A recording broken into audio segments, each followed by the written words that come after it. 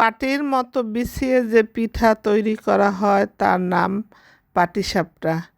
আজকে তৈরি করছি কিছু পাটিসাপটা। আসসালামু আলাইকুম সকল মুমিন মুসলমান ভাই ও বোনেরা। পৌষ মাস মানেই হচ্ছে পিঠা পার্বণ উৎসব। প্রতিটি বাঙালির ঘরে এই উৎসব পালিত হয়। পবিত্র কোরআনের সূরাতুল বাকারার 255তম আয়াত, যার নাম হচ্ছে আয়াতুল কুরসি।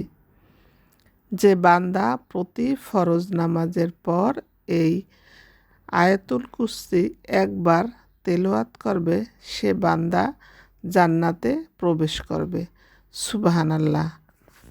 প্রিয় মুমিন মুসলমান ভাই বোনেরা, আসুন আমরা প্রতি ফরজ নামাজের পর একবার করে আয়াতুল কুরসি তেলাওয়াত করি, জান্নাতে চলে যাই।